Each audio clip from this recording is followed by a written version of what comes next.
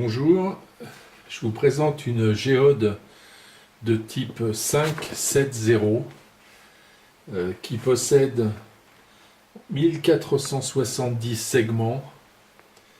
Ces segments sont reliés par 492 nœuds différents. Ces nœuds sont de 8 types. On peut apercevoir des nœuds à 5 branches de temps en temps et des nœuds à 6 branches. Les nœuds à 6 branches ne sont pas tous égaux, puisque en fait pratiquement aucun des triangles qu'on voit sur cette sphère ne sont des triangles équilatéraux.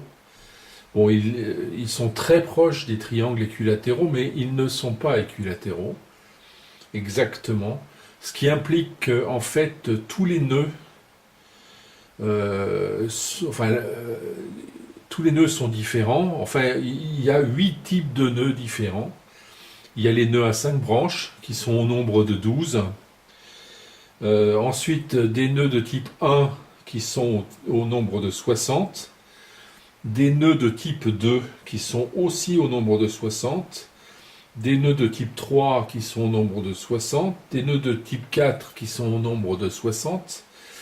Des nœuds de type 5 qui sont au nombre de 120, des nœuds de type 6 qui sont au nombre de 60 et des nœuds de type 7 qui sont au nombre de 60. Donc voilà, en fait j'ai répertorié tous les nœuds différents.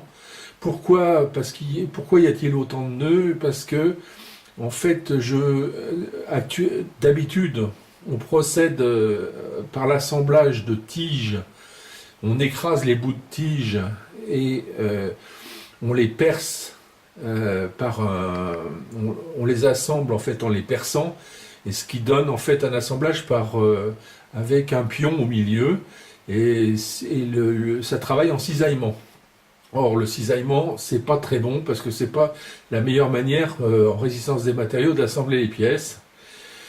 Moi, je travaille en compression, c'est-à-dire que j'ai fait des clés de voûte, c'est-à-dire que j'ai fait des pièces en forme de clés de voûte qui qui ont la forme adéquate pour se mettre dans l'axe de tous les tubes et qui peuvent reprendre les efforts en pression. Donc, et qui reprennent aussi, au lieu de reprendre en fait en flambage, on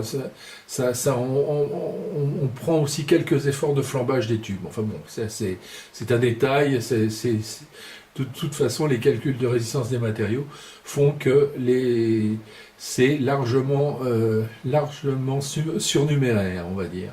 Bon, donc en fait, voilà une géode de type 570. Qui est voilà ce que c'est. C'est quand même un ensemble assez complexe. Alors, tout à l'heure, je vous ai montré une géode. Voici un morceau de géode. C'est une 20e de géode. Donc, on peut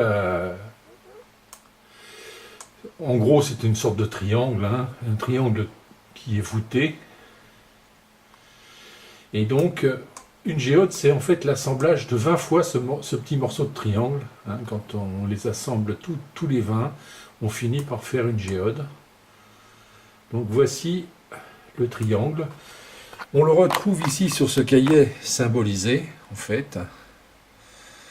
Et c'est là qu'on s'aperçoit que quand on mesure toutes les longueurs, eh bien, ici on a du type A, du type B, du type C, et donc les longueurs ici, alors c'était pour une géode d'1,90 m, le A fait 13,1 cm, le B fait 14,8971, le C 16,2303, etc.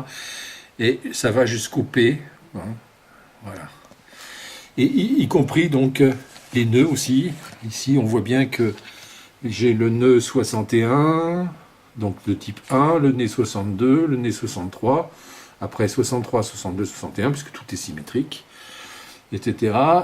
Les nœuds de type 4, les nœuds de type 5, donc c'est pareil. Des nœuds de type 5, j'en ai 12. Des nœuds de 5, j'en ai 12. À 5 branches, c'est à chaque coin. Et ensuite, j'ai des nœuds de type 1, j'en ai 60, de type 2, 60, 60, 60, 120 en type 5. Donc c'est celui-ci, là où j'ai le plus nombreux, c'est ceux-là, type 5. Puisque je les ai ici, ici, ici, ici, ici, ici. Donc j'en ai déjà 6. 6 fois 20, ça fait 120. Voilà.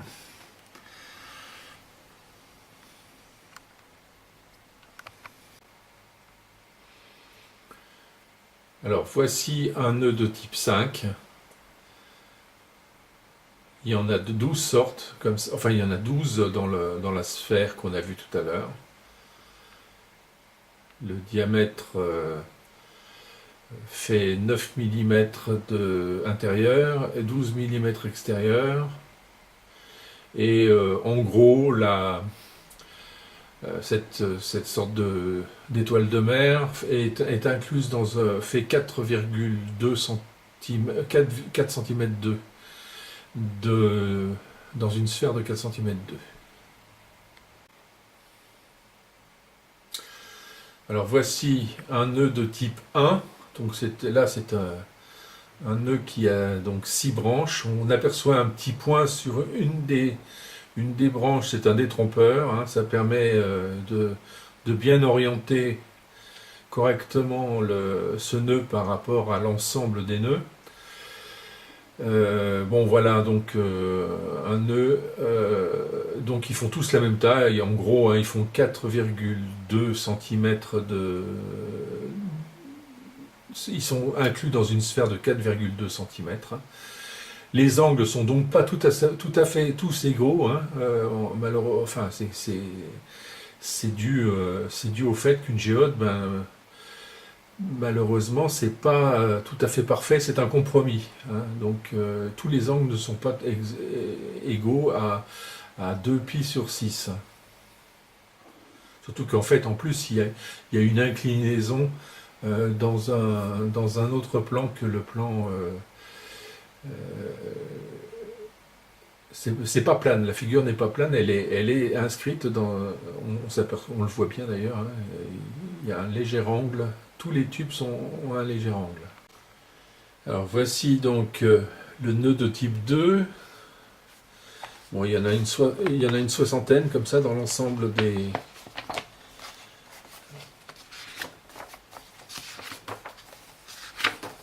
Alors pareil, en fait il y a une soixantaine de nœuds.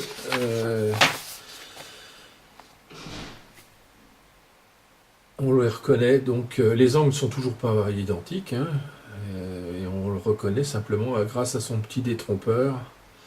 Donc physiquement, ces nœuds sont très légers, hein, puisqu'ils sont en plastique ou en résine. Ils font 4,2 cm de diamètre en gros. Hein. En tout cas, ils sont inscrits dans une sphère de 4,2 cm de rayon. Alors donc voici le type 2. Voici le type 3.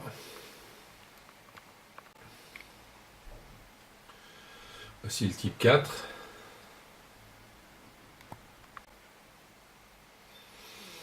Voici le type 5.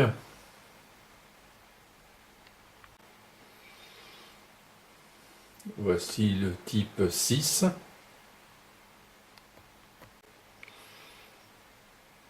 Et voici le type 7.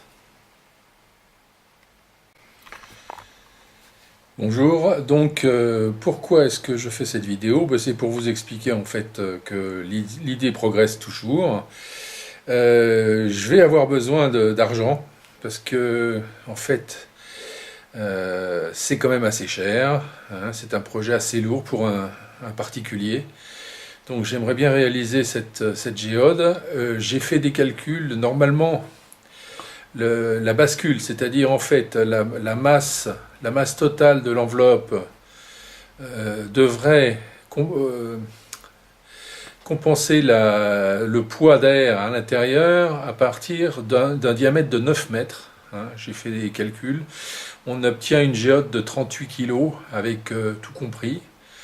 Et quand dans ce volume de 9 mètres de diamètre, si on retire en fait 10% d'air, eh bien, comment dirais-je, 10% d'air, c'est la masse, on obtient à peu près 38 kg d'air retiré, donc ça compense le poids, le volume d'air déplacé et compense le poids.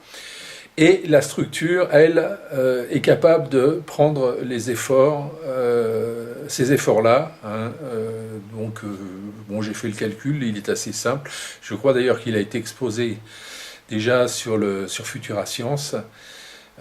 En gros, hein, on calcule la surface, on multiplie cette surface totale par la pression, ça donne une force totale qui comprime la sphère, et on la divise par la longueur.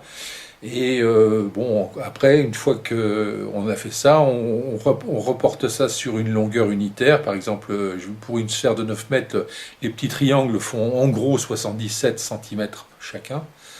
Chaque côté du triangle fait en moyenne 77 cm.